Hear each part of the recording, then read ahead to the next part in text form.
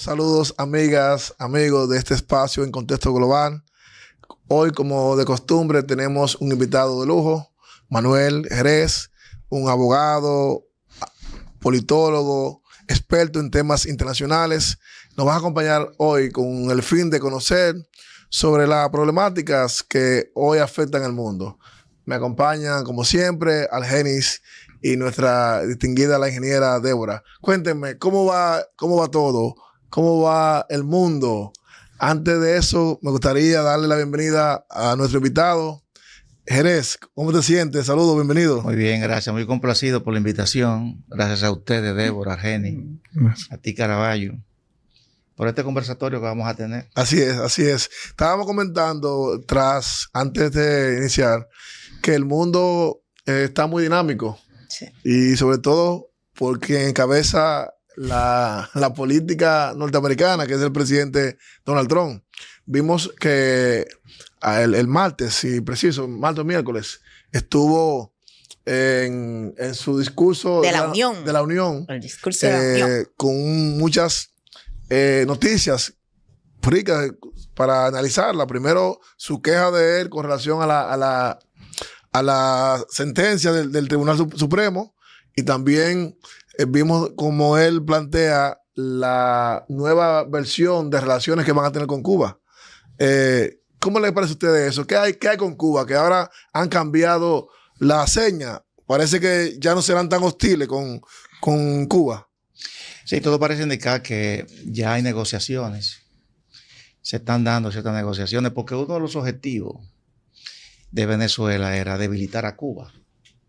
Recuerda que Cuba, el suministro de petróleo que tenía Cuba, llegaba de Venezuela.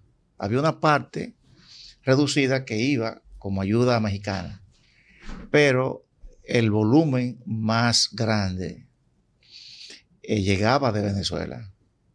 Y de hecho vimos también la influencia que tenía el gobierno cubano en el gobierno de Venezuela. Sí. Desde que el primer anillo del presidente Maduro estaba conformado por más de 30 cubanos, de los servicios especiales, de los servicios de inteligencia cubanos. Entonces eso te deja dicho la influencia que tenía y el control que tenía el gobierno cubano en el gobierno de Maduro. Y era precisamente para eso, porque para proteger ese suministro,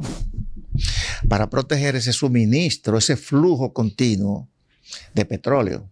Claro, el Estados Unidos, hacer eso, lo que hizo en Venezuela, ponía en Cuba, que era parte de su objetivo también, geoestratégico, ponía al gobierno cubano en una situación de debilidad, donde podía negociar cualquier pacto mucho más fácilmente, porque al no estarle llegando el suministro corriente que le llegaba de petróleo, pues ese es un arma que tiene Estados Unidos para negociar precisamente con el gobierno de Cuba. Pero muchos han planteado que sería el inicio del fin, el comienzo del fin del régimen cubano, que a partir de ahí se podía ver una nueva versión. Sí, no, pero el mismo discurso de las autoridades cubanas, en la persona de su presidente, Díaz-Canel. Sí, de Díaz-Canel, ya inclusive ya él ha hecho hasta un mea culpa.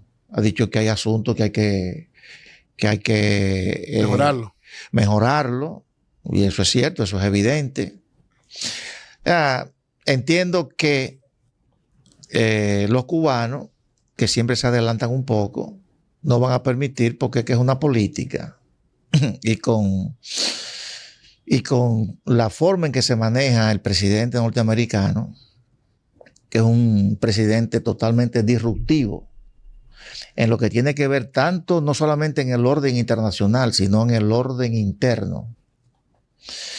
Entonces tú tienes que saberte manejar con un actor como ese, que hoy mismo concentra el poderío militar más potente, más grande que tiene la humanidad. porque eso es indiscutible. Es indiscutible que Estados Unidos, en términos militares, es la primera potencia mundial. Y como decía el camarada Mao, bien sabemos que el poder político descansa en la punta de un fusil. Y más o menos, ¿qué usted piensa que va a pasar con Cuba en los próximos meses? Yo entiendo que se van a dar los cambios, se van a dar unos cambios. No es necesario.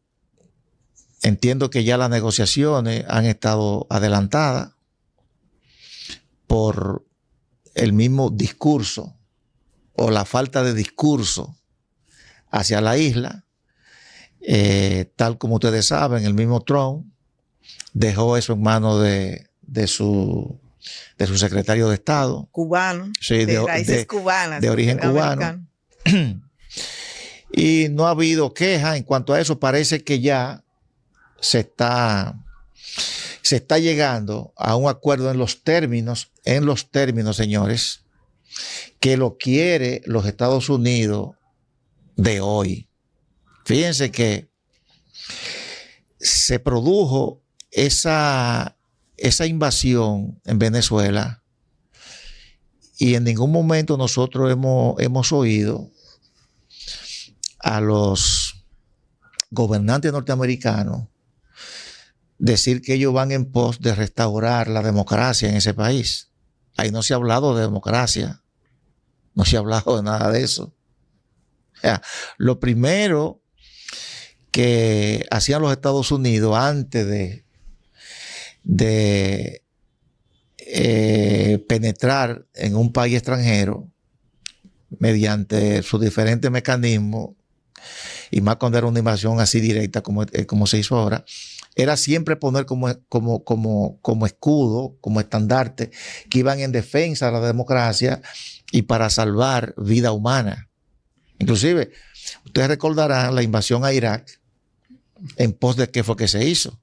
Pero el resultado final nunca era democracia. Pero por lo menos, como decía Mark Carney, el primer ministro canadiense, que esa fue la queja de él en Davos, dije, señores, nosotros vivíamos un sistema antes que por lo menos se nos decía cosas que nosotros sabíamos que en el fondo no eran, pero nos sentíamos bien. O sea, sí, no era tan descarnado. Había una narrativa, había un discurso. Ahora la narrativa fue similar a la de Panamá. Exactamente.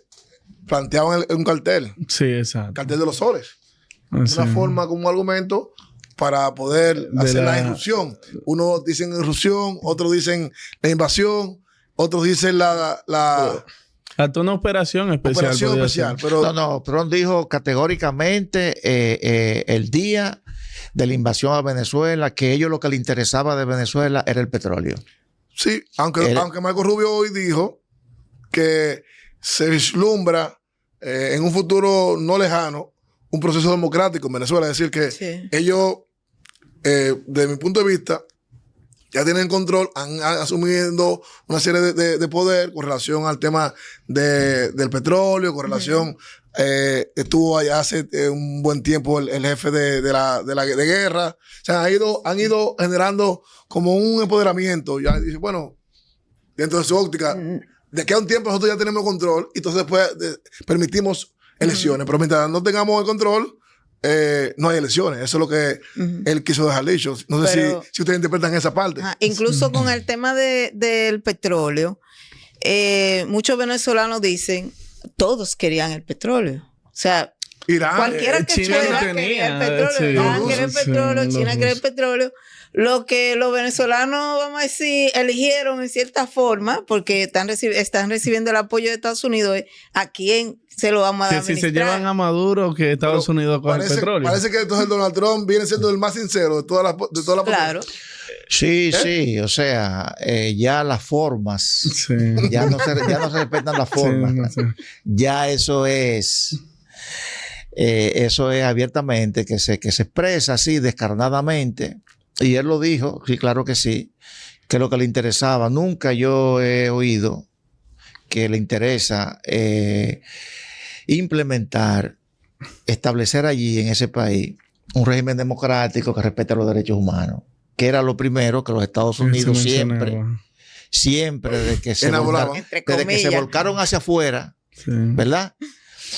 Ellos siempre esgrimían eso, la defensa de los derechos humanos, aunque sabíamos que lo que lo movían era, pero por lo menos cuidaban esa forma. Entonces, eso es lo que estamos viendo hoy en día, una política exterior, una política internacional totalmente centrada en el interés, ¿no? En el interés nacional.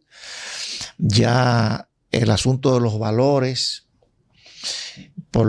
esos valores que dieron origen a esa gran sociedad norteamericana, que esos valores ellos querían exportarlo hacia otras naciones y condicionaban muchas veces contratos multimillonarios. Apoyos, ayudas. Apoyos, ayudas. Y contratos. Sí, en que esos países respetaran los derechos humanos. Porque los derechos humanos son universales. Y han sido progresivos. Porque claro. Había países que no tenían eso como una de sus prioridades. Y los americanos se lo impusieron, como tú dices, con esos contratos, con esas ayudas, pero ya parece que esa parte... Pero eso era los pequeños, eso eran los países pequeños. Ya el poder blando, fíjate, ya el poder blando ya se eliminó. Ahora lo que estamos viendo es un poder puro y duro en los Estados Unidos. Porque tú no necesitas, por ejemplo, los Estados Unidos lograban muchísimas cosas de los países sin tener que recurrir a la fuerza. Que ahora lo hace China. Condicionándolo a ciertas ayudas que a través de la USAID ellos le proporcionaban a los diferentes países. Entonces los países, ellos querían lograr ciertos temas de derechos humanos, te condicionaban esa ayuda a través de la USAID a que tú cumplieras con esos parámetros. Pero ya al tú quitar ese poder blando, fíjate que ahora quien ha retomado ese poder ha sido precisamente China. China ha tomado ese poder blando y entonces ahora está prometiendo ayuda a los países del África, a los mismos países de América Latina, condicionando esas ayudas, pero no al respeto de los derechos humanos, porque a China no le interesa eso. Ellos no lo respetan tampoco. Sino condicionando. Hacer negocio, ganar. Pero en el caso de China, como bien tú apuntas, China tiene la cartera llena. Y eso es un peligro para los Estados Unidos, porque China va avanzando de manera vertiginosa. Vi ahora recientemente el canciller alemán que estaba en China, es decir, que los chinos no se van a limitar no solamente a África, no solamente a Asia, que tienen un poder, sino a América Latina, sino también que si Europa, con esa debilidad económica que tiene Europa, si Europa le da un guiño, si Europa le da un espacio, también van a penetrar con el poder blando en materia de financiamiento. Sin embargo, volvemos al mismo tema. China depende de mucho de Estados Unidos también. Y Estados Unidos depende de China. Porque fíjate, no podemos solamente tomar, porque si nosotros nos vamos al año 1870. Señores, para esa época, ustedes bien saben que los Estados Unidos surgen como primera potencia mundial después de la Segunda Guerra Mundial. Y específicamente después de la guerra del Canal de Suez. Pero ya para el 1870, el PIB de los Estados Unidos era superior al PIB del Reino Unido, de Inglaterra, que era la potencia industrial. Era la potencia del momento. O sea, que no podemos solamente tomar un solo indicador, porque son muchos los indicadores. Son muchos los indicadores que tú tienes que tomar en cuenta para tú ver si ese actor emergente se puede convertir verdaderamente en el próximo hegemón. Porque eso lo vimos también con Japón. En la década del 80. Pero los japoneses se quedaron muy rezagados. Sufrieron un revés. Y también lo vimos con Alemania. que sufrieron un revés. Alemania fue doblegada por el mundo, Sí. por las potencias mundiales, cuando Alemania... No, pero lo vimos también en la después, década de los 80. Conjuntamente con Japón, Alemania se estaba disputando ese espacio conjuntamente con Japón. Sí. Ya en círculo de poder norteamericano. Ya eso era inevitable. Yo recuerdo que al mismo Brzezinski le preguntaron esa. Dice, bueno, es una realidad que nosotros estamos viendo cómo nosotros podemos adaptarnos a esa nueva realidad. Porque Japón ya se perfilaba. ¿Y qué pasó con el Japón? Bajó, Entonces, cayó. eso mismo es lo que se espera En China. de China. O sea, Bueno. que pueda sufrir un revés como lo sufrió Japón, como lo sufrió Alemania, y que todo eso se pueda revertir porque China tiene algo que va en contra de ese objetivo que ella persigue, porque tú no puedes tú ves eso de Friedrich Merz que estuvo en esta semana ya en China. Eso es forzado por la misma situación de los Estados Unidos. Sí. Pero ahí no hay confianza, señores. Bueno, pero no hay confianza, no hay confianza por la necesidad, porque si Estados Unidos se está desvinculando, alejando, está sacando el cuerpo a Europa. Pero hace poco, pero también la ruta y la seda. No, que hace poco hubo un tema con una fibra óptica y el contrato se canceló no simplemente por Estados Unidos, sino que China tiene una política que las empresas chinas tienen que entregar al gobierno chino toda la información de todo lo que maneja. Eso quiere decir que con cualquier gobierno que ellos hagan cualquier contrato de tecnología, China tiene el poder, tiene la libertad, vamos a decir, o esa compañía tiene la obligación de darle esa información a China. Sí, lo que pasa es que es como le decía, fíjense, solamente un indicador. Ese indicador que le voy a decir ahora, culmina después que tú pasas más de 10 indicadores desde los tanques de pensamiento que son las universidades. Exacto. ¿Verdad? Una serie de indicadores, entre eso está el Producto Interno Bruto, etcétera, etcétera, etcétera. El último indicador ya, que es el que te corona como la potencia hegemónica. La superpotencia. Es tu moneda como reserva. Sí. Y sobre todo en oro. Señores, más del 80% de las transacciones hoy en día se hacen en el dólar norteamericano. Sí. China ha querido, inclusive, mira esto mismo, los BRICS, es con ese objetivo de desplazar al dólar como moneda de reserva mundial.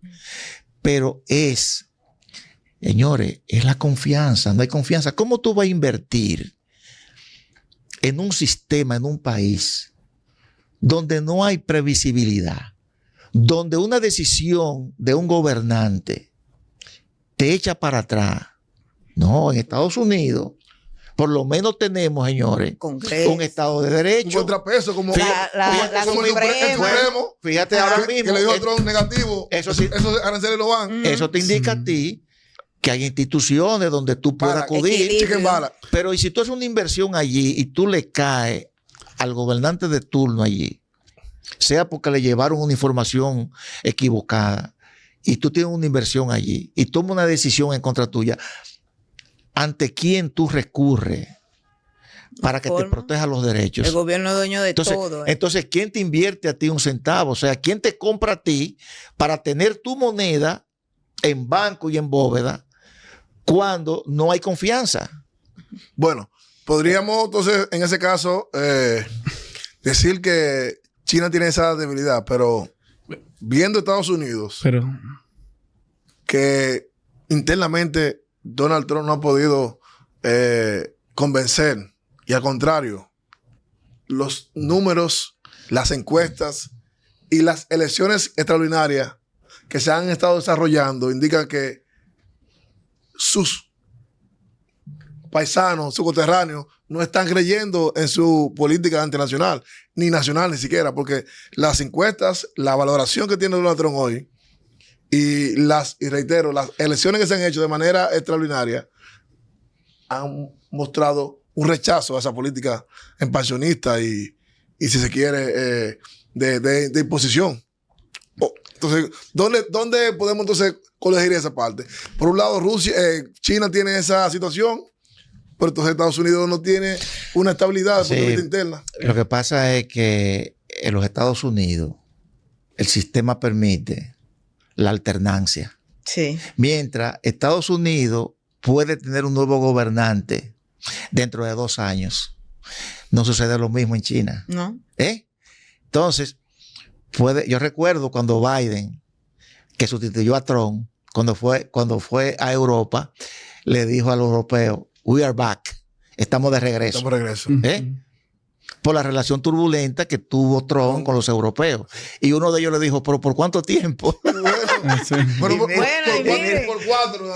Y mira lo que sucedió. O sea, estos señores, claro, los países europeos, Canadá, tienen que también hacerle ver a Trump que puede perder una alianza compactada, estratégica, y que tiene algo que perder. Por eso ellos, esas visitas a China, Mark Carney que va allí, un poco de amague. Pero todo eso es para presión. Pero no es, señores, porque estamos hablando de sistema, o sea, ¿cuáles son los valores compartidos? Bueno, que tiene Europa, que tiene Occidente, señores. ¿Cuáles son las afinidades? Exacto. Con China nada. Ni deportivas, ni siquiera. Entonces, ni culturales. en unos años con esto es un asunto el Oriente. coyuntural. En Estados Unidos viene ahorita, ganan los demócratas de nuevo. Ya hace un llamado, esta cuestión se ve como un momento. Gavin Newsom, por ahí. Pero ahí viene Marco Rubio. Pero hay un detalle muy importante. A Trump hay que sacarle su comida aparte. Nadie, oye, cualquiera que venga ahí va a tener un enfoque muy diferente. Porque tenemos un gobernante muy particular. Y el país va a respirar. Oh, ya, volvemos a la normalidad. Pues bien, hay unos detalles muy importantes que hay que tomar en cuenta. La potencia o superpotencia se desgastan. Tenemos que verlo desde ese punto. Sabemos que ninguna potencia va a ser infinita. Los europeos fueron su potencia. Justamente Estados Unidos viene a ser la potencia hegemónica luego del choque con España justamente en el Caribe. Desde ahí Estados Unidos ya viene marcándose como la potencia hegemónica.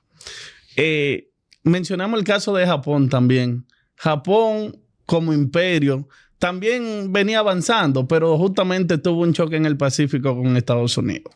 Hasta ahora la guerra con China ha sido comercial. Tenemos que ver, ¿verdad?, hasta qué punto se define si China puede superar a Estados Unidos como la superpotencia. Tenemos que ver si llega a haber un choque militar, que es algo que hay que pensar, porque como dicen los americanos, tenemos el concepto de destrucción mutua, pero entiendo que con esos choques son que se define ya si una potencia pierde su hegemonía o si la mantiene. Creo que por ahí anda el tema. Para ustedes, perdón, todavía Estados Unidos viene siendo el líder mundial del mundo. Sí, hasta que no sucede ese choque de esa transición. Hasta ahora sí. Y China hubo un momento, bueno, aquí en República Dominicana tuvimos por un momento que los puertos, que todo, pero Estados Unidos cogió como que fuerza otra vez y dijo, espérate, que eso no es así. Ahí entra Trump y entonces dice, no, tú para allá y yo para acá. Este lado es mío, ese lado es tuyo. Sí. Y vamos a decir que Estados Unidos, a pesar de la frontalidad que de Trump, eso hizo en cierta forma que Estados Unidos cogiera fuerza otra vez de su territorio. Pero Jerez decía algo ahorita, faltan 2 años. 2 años ya prácticamente. Hay elecciones en el 2028 en Estados Unidos. Entonces, ¿hasta qué punto ese sistema se va a mantener? ¿Hasta qué punto esa política se va a mantener? ¿Hasta qué punto esa política tendrá estabilidad? Porque si bien es cierto que ya Donald Trump ha planteado que en su imperio, en su reinato, el sucesor va a ser su vicepresidente Van, y que Rubio va a ser su vicepresidente, porque ya ya lo dictó, ya legó. No. Ahora, Rubio viene por el carril de adentro. ¿Hasta qué punto eso va a permanecer? O sea, ¿podrá este estilo, esa característica norteamericana permanecer más allá del 28? No, porque eso es muy característico de Donald Trump. Muy personal. Inclusive, fíjate, Donald Trump tiene ese ego tan grande, parece argentino, ¿verdad? Ay, cuidado que esa gente... Cuidado con Milei, que son hermanos ellos. No, porque decían que los argentinos cuando morían había que hacerle, buscarle 2 cajas. Sí. Uno para el cuerpo y otro para el ego. Sí. Señores, Trump tiene una concepción centrada en sí mismo. Megalómana. Que el mismo orden que Estados Unidos estableció después de la Segunda Guerra Mundial, un orden basado en normas. Sí.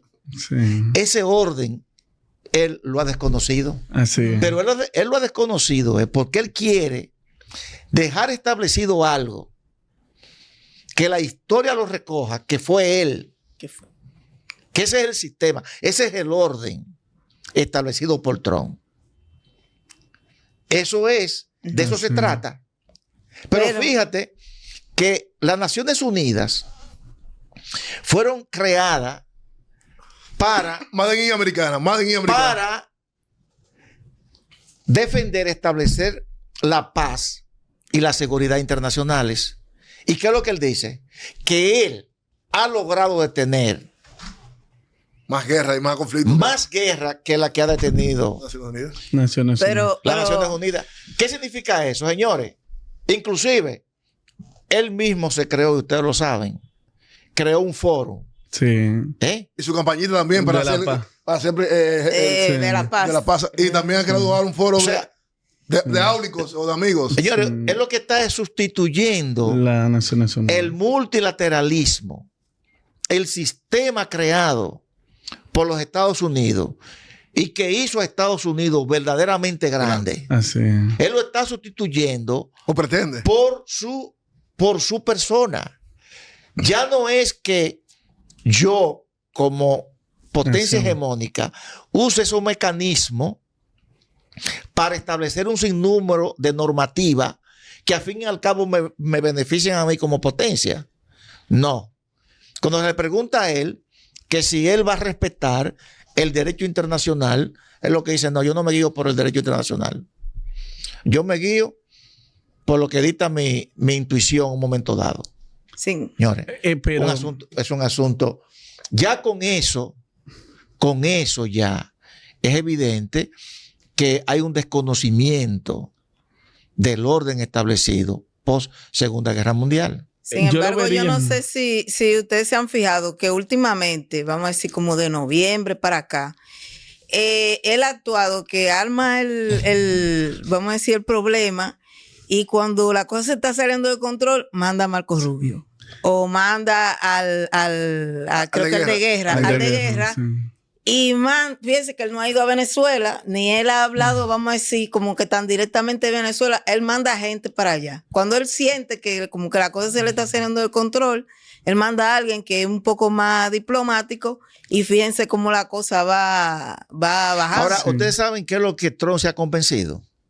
Ya hablando ya en términos llanos. Trump se ha convencido de que Estados Unidos, siendo la potencia hegemónica, al reconocer todas esas instituciones multilaterales, ha tenido que ceder soberanía y poder como vía de consecuencia, para someterse a una serie de normativas que limitan el ejercicio de ese poder. Entonces él, al desconocer todo eso, se desprende de todas esas instituciones y puede entonces emerger con todo el poder volcado hacia afuera, desconociendo todo el orden establecido por Segunda Guerra Mundial, para él entonces poder imponer su criterio. Imponer exactamente, y entonces volver de nuevo y recuperar América Grande otra vez. Ajá. El poderío, oye bien, el poderío, porque ahí es que está el asunto, porque debemos decir lo siguiente, señores: Trump no es un tonto. No. Eso no es que Trump se lo soñó. No. Eso responde a una escuela. Los realistas. El realismo. viene soportado. Todo eso es discutido en un cuarto frío. Sí. Vamos a desconocer esto porque esto es lo que nos tiene a nosotros, Limitado. lo que nos va a hundir. Mientras China puede hacer 50,000 cosas, nosotros estamos limitados por todas estas instituciones que tenemos que someternos nosotros al derecho. Pero mientras China nosotros no. tenemos la fuerza. Así es. Entonces vamos A irromper eso y a olvidar la fuerza. Entonces, eso es lo que impera en la lógica. Señores, y desde el punto de vista del estadista que persigue el interés nacional, señores, viéndolo fríamente, eso no es descabellado. No, así es. Nosotros lo vemos porque lo vemos que lo único que nos salva a nosotros, los países pequeños, es el derecho internacional. Así es. No, pero pero Así Jerez, es, no lo así simplifica así como que nosotros lo estamos viendo porque estamos fuera. Pero, ¿y dónde está, vuelvo y pregunto, dónde está el repunte, la fortaleza, el apoyo de su país? ¿Dónde está el apoyo? ¿Dónde está la simpatía? ¿Dónde está eso traduciendo en bienestar, en una fortaleza interna? Al contrario, Donald Trump cumplió un año ahora y ha bajado las encuestas de manera estrepitosa. Entonces, no lo veas. Eso le pasó igual la vez pasada. No, pero no lo veas solamente Él pasó los 4 años, sube y baja. En popularidad. No lo vea como con un tema que no estamos viendo nosotros externamente. Caraballo, recuerda que Trump de la cárcel ganó la presidencia. Fue a la presidencia. Sí. Trump, después de haber asaltado el Capitolio. O sea, con tribunales, tribunales muy cuestionados. Mira, los demócratas, los tribunales. No eran demócratas, no. Esto que él está haciendo, vamos a cogerlo con pinza. Pero él sabe que es muy probable, porque la historia, eso es lo que ha indicado, que el partido que esté ejerciendo el poder en unas elecciones de medio término siempre baja en la congresual. ¿Cuándo no baja? Cuando el país está en guerra. Así. Exacto. Ahora, hay una ley que quiere que se la aprueben. La mayoría de los que votan por el Partido Demócrata son inmigrantes. Y si le aprueban esa ley, ¿quién vaya a votar? Porque lo que está diciendo es que el votante debe llevar una identificación y debe votar personalmente, no por correo, solamente bajo excepciones, casos excepcionales. Lo que pasa es que si te mandan el ICE, las leyes electorales son estatales, no son federales. Pero eso es lo que él quiere. Fíjate, quiere hacer federal. Pasar una ley en el Congreso que la puede pasar. Lo tumba el Supremo porque está violentando la soberanía estatal. No necesariamente. No. Y si el Supremo entiende que eso es un asunto tan importante que debe ser federal, que no debe ser un asunto que se le deje, porque estamos hablando, oye bien, de la elección de un presidente de los Estados Unidos. Y la autonomía de cierto estado, como el caso de Texas. Una elección federal. Entonces, si esa ley pasa, dime. Usted está viendo muy simplista. No, simplista no. Usted está viendo como que él tiene ahora mismo control del Partido Republicano. Está perdiendo internamente control.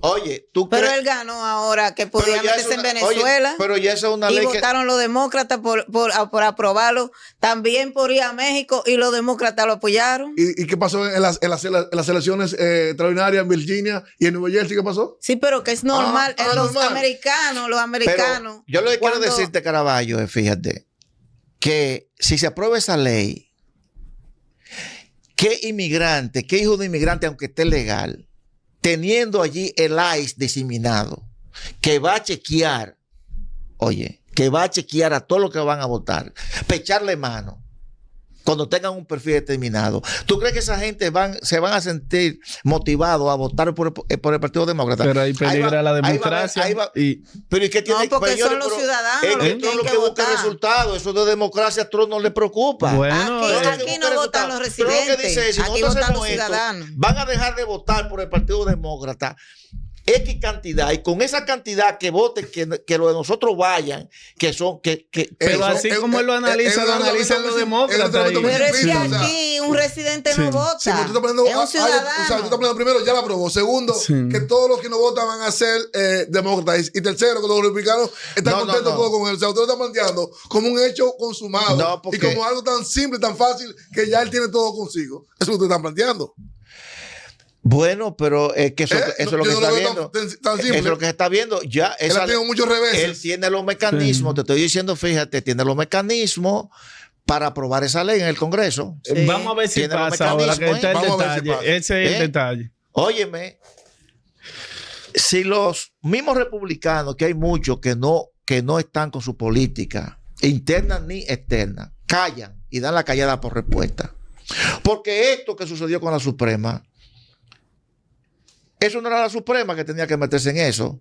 Era el mismo Congreso que tenía que frenarlo. Que tenía que frenarlo. Pero ustedes ¿Y saben, por qué el Congreso no lo frenó? No, pero ustedes saben que cuando tú incubas un recurso al Tribunal Superior, en este caso, el máximo tribunal, está facultado para hacerlo. Y cuando tú tienes una decisión, cuando tú tienes una decisión que es ilegal, ¿quién te la refrenda? ¿Quién te la coarta? ¿Quién te la elimina? El tribunal. Sí, pero el problema que vino con el tribunal fue, ok, tú no puedes cobrar. Entonces, el tribunal nos dijo qué van a hacer con el dinero que cobraron. Y hay otras leyes que facultan al Estado para cobrar. Mucha demanda para el Congreso podía votar, podía aprobar una legislación que le impidiera a él eso, y también eso que dice Débora, también hacerla constar de cómo es, o sea, legislar. Sí, lo que pasa es que, porque es el principal del que Estado. él está con una varita mágica imponiendo aranceles. Me caíste mal, 10 aranceles. Me caíste mal, 15 aranceles. Ahora él le puso a todo el mundo. Está bien. Y es legal. Lo que él hizo ahora es legal. Pero es distinto. Ya su poder de cohesión, de su actitud hegemónica de poder hacer eso un instrumento político, se le desvanece. Ya se está tiene que ser universal. Así. No, un momento. La misma ley dice que si ellos técnicamente prueban que ellos pueden aumentarle a X país el arancel, pueden. O sea, la ley se lo faculta. ¿Qué ha hecho él ahora? Que no solamente él, sino todo el presidente que venga no va a poder hacer lo que le dé la gana con los aranceles, ya sea ponerlos o quitarlos. O sea, cada cosa que vayan a hacer tiene que estar técnicamente sustentada. Pero los aranceles, metiéndonos un poquito ahí a ese tema, ¿verdad? Estados Unidos tiene acuerdo de libre comercio con muchos países donde hay productos protegidos. Por más que le imponga, ya eso va a ser algunos productos que no entran dentro de esos acuerdos o algunos países que no tienen esos acuerdos con Estados Unidos. Ahora, yéndonos más al tema internacional, cabe mencionar, como Donald Trump ha dirigido su política exterior, que esto no es nuevo. ¿Por qué? Porque la política de hacerse el loco ya la había implementado otro presidente norteamericano. Pero también Donald Trump ha recorrido a la doctrina Monroe. Y estamos viendo, ¿verdad?, que lo que él está implementando no es algo nuevo. Incluso con el Consejo de la Paz, como mencionaban, Estados Unidos fue de los que fundaron la ONU, por mencionarlo así, y fueron dos presidentes de Estados Unidos que aportaron a eso. Roosevelt y Woodrow Wilson. Entonces podemos ver que Donald Trump también quiere implementar eso. Vemos que él está usando una retórica consuacional en materia internacional. Es lo que podemos ver. No, y como tú hablabas ahorita de los aranceles, primero esos aranceles le han servido en muy poco, porque internamente la inflación y la situación económica de Estados Unidos ha sido pésima. Porque es un boomerang.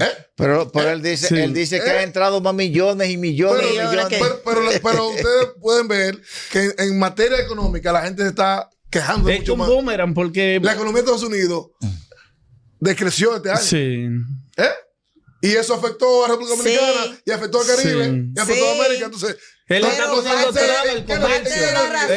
Parte de la razón, y lo vemos en los noticieros a cada día, ha sido todo el fraude que hay. O sea, son miles de millones de dólares en fraudes. Fraude de ayuda, fraude de todo ese descontrol que había. O sea, cada vez, bueno, creo que ahora nombraron un fiscal solamente para revisar los fraudes. Chicago, Massachusetts, que hay unos cuantos dominicanos ahí en el de Massachusetts. Normal. ¿Verdad?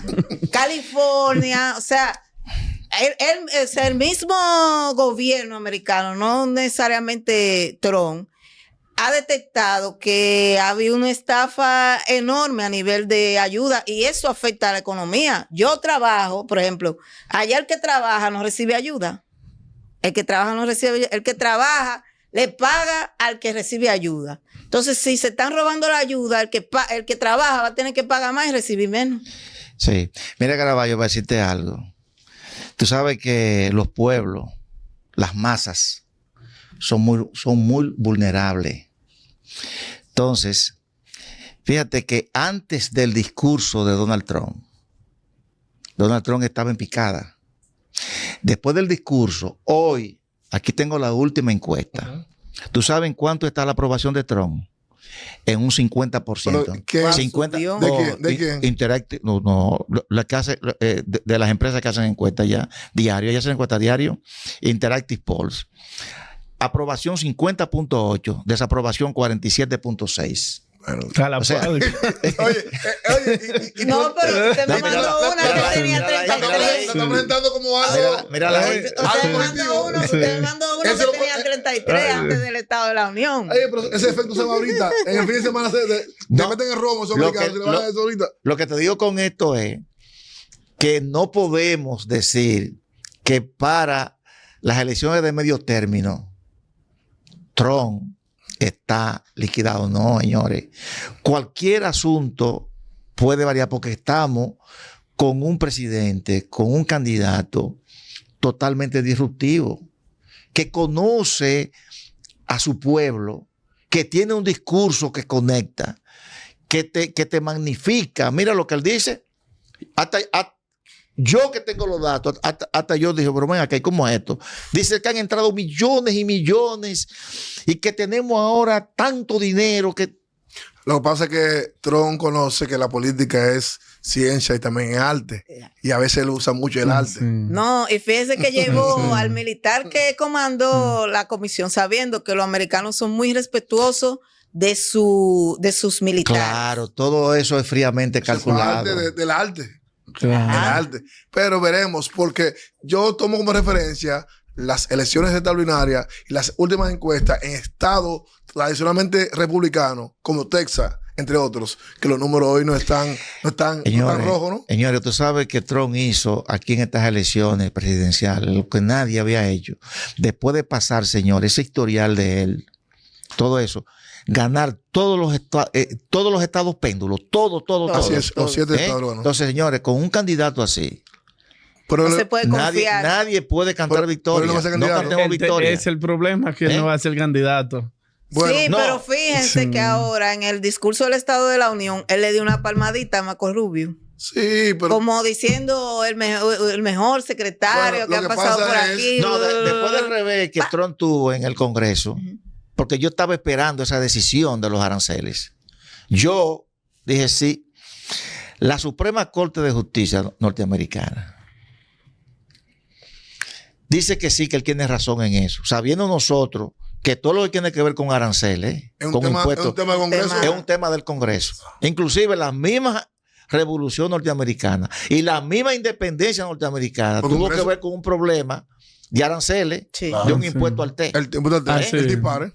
Porque De ellos Massachusetts. decían que el Parlamento inglés no podía imponerle aranceles Para subir sin el té. tener ellos allá una representación allá Ah, sí. en el Parlamento. De ultramar. Entonces, eso siempre ha sido Y materia. es una muestra también de que Ok. los aranceles han afectado a lo interno de Estados Entonces, ¿qué yo Unidos, estaba porque si no, esperando no se como quejan. indicador?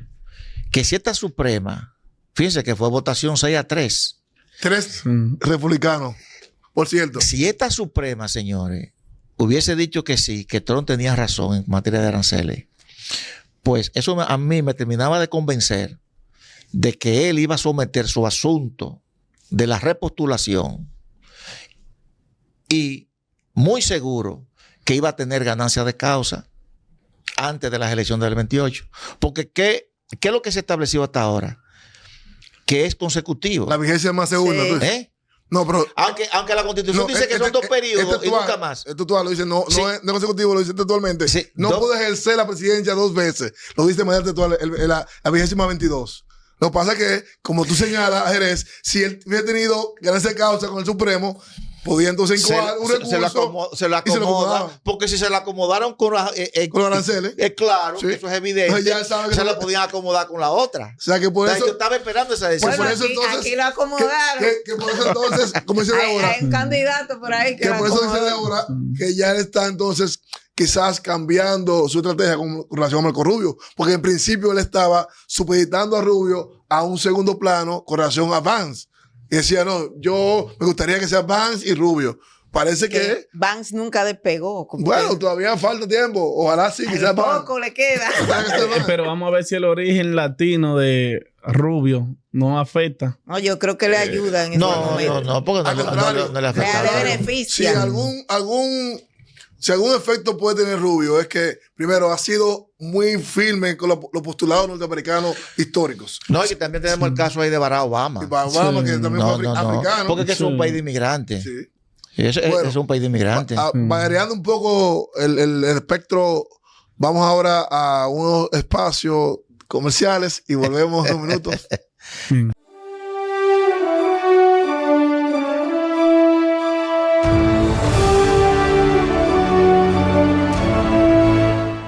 Señores, volvemos en este espacio en Contexto Global. Siempre pedimos que su apoyo, su colaboración para que nos sigan, nos den like y puedan de una u otra forma compartir este contenido. Jerez, el tiempo se va rápido, pero háblanos brevemente de la situación de Irak. ¿Qué va a pasar? Irán, perdón. Bueno, ahí vimos que la última reunión fue el jueves. Hace un par de días. Y parece que los ánimos están un poquito más... Porque ese despliegue por todos los lados daba que era una invasión Inminente. inminente. Pero parece que Irán por lo menos hizo una propuesta y sobre todo, el papel que está jugando China y Rusia Sí. en eso, porque la más perjudicada de todas, señores, si hay una invasión ahí, va a ser China. Sí, y China no quiere temas Bueno, el mundo entero, China no porque quiere venta. Irán no puede bloquear el estrecho de Hormuz eso y el petróleo. Pero hay otras formas de llegar, lo que va a durar más, pero llega. El asunto es que China se provee de ahí de un porcentaje, porque Estados Unidos producen el petróleo.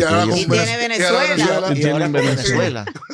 Pero los chinos le han brindado mucha información de inteligencia a Irán. De hecho, hasta le ha mostrado dónde Estados Unidos ha movilizado aviones y esa base, Irán lo dijo, que si Estados Unidos lo ataca, serán su objetivo en la región. Sí, pero todas no están dentro de Estados Unidos, la base que tiene Irán alcance. No, sino la que están en la región cerca. Sí, como Lo que pasa es que esa amenaza todavía no llega a Estados Unidos ninguno de los misiles de Irán. Pero son territorios norteamericanos la base. Lo que pasa es que esas amenazas de Irán me recuerda a Nicolás. No es lo mismo. No es lo mismo. Lo que pasa no es lo mismo. Lo que pasa es que si Estados Unidos va a atacar, sabe bien esa información y tiene inteligencia y contrainteligencia. De hecho, y va a destruir primero lo que le pueden atacar a ellos. O sea que no lo vean tiene misiles ahí donde Irán quiere atacar. Ellos tienen misiles también. De hecho, se dice que Irán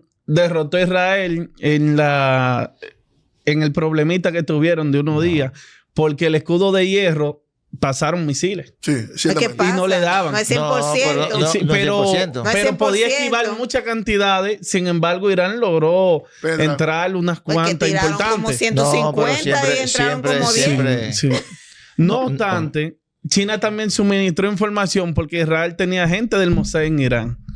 En estos casos hay contrainteligencia de todos lados, pero al final los norteamericanos tienen una ventaja y gracias, como decía Jerez, de que China ha estado mediando porque China no le conviene económicamente. Cuando China tiene una visión más de comercio, más de inversión que guerrerista. Sí. Entonces, en ese sentido, ellos no quieren que eso se pueda escalar más de lo que está. Podemos mencionar que nuevamente nos encontramos en algo similar a la Guerra Fría. ¿Por qué? Porque en la Guerra Fría con la Unión Soviética, aunque las dos potencias no se atacaron, pero Estados Unidos sí atacó a los aliados de la Unión Soviética. En este caso vemos que Estados Unidos está volviendo a manejar esas presiones con los aliados de China, tratando como de acorralar a la China de que no encuentre esos recursos estratégicos fuera de su frontera. Es lo que hemos podido notar. Bueno, yo quisiera que Jerez, en estos minutos ya que nos quedan, que nos pueda, en cierto modo, hacer un grosor ya de lo que él vislumbra, qué proyecta con relación a este conflicto de Irán. No, este conflicto, lo que evidencia es que se está reconfigurando el orden mundial. El equilibrio de poder. Sí, o sea, un orden mundial que, como todos sabemos, se estableció después de la Segunda Guerra Mundial, que ahí fue que se crearon todas esas instituciones multilaterales, donde se proscribió el uso de la fuerza. El artículo 2.4 de la Carta de las Naciones Unidas es claro, se prohíbe el uso de la fuerza. Vemos como ha habido ya un desconocimiento a ese orden, porque precisamente lo que se está imponiendo ahora es la fuerza. Así es. Inclusive, lo que se dice es, debemos lograr la paz a través de la fuerza. O sea, la fuerza viene siendo ya un elemento primordial en este nuevo orden, que fue lo mismo que vimos cuando se estableció este orden, porque este es el mismo orden que se estableció en 1648, después de la paz de Westfalia. Así es. Es el mismo orden que luego tuvo un pequeño filtro con el concierto europeo, tuvo una pequeña variante, que ahí fue un intento con la Sociedad de Naciones en el 19, y luego ya vemos este orden, el de las Naciones Unidas, que ya proscribe la fuerza, aunque sigue reconociendo a los estados como actores esenciales del sistema, pero dándole cabida a otros actores, no solamente un sistema estatocéntrico, donde también el individuo, producto del derecho internacional de los derechos humanos, ya es sujeto de derecho, una serie de actores transnacionales, etcétera, etcétera. Todo ese orden se está desconociendo y volvemos de nuevo a ese nuevo orden de equilibrio de poder. Fíjate cómo nosotros no lo vemos, porque las cosas que no vemos en la política, tanto local como internacional, son más importantes que las que se ven, como nosotros vemos hoy en día que hay un respiro de paz en Irán, cuando todos los analistas decían que era una guerra inminente. ¿Por qué? Porque China y Rusia, que son los otros polos, y no están de acuerdo y sirven de contrapeso. Entonces eso se... Bueno, agradecer de manera cordial a Jerez, y este espacio hoy tuvo una interacción bastante colorida, fluida.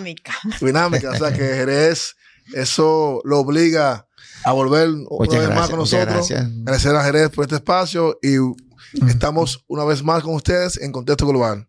Hasta la próxima.